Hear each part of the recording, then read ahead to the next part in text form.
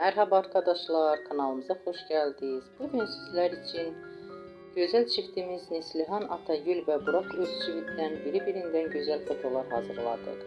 Neslihan Atagül Karasevda, Yaprak Dökümü ve Fatih Harbi dizilerinde meşhur olmuşlar. Biz de sizler için onların romantik karelerini hazırladık. Bu videoların devamlı gelmesini istiyorsanız kanalımıza abone olup yorum yazmayı unutmayın. Herkese teşekkürler. Bizden bu kadar.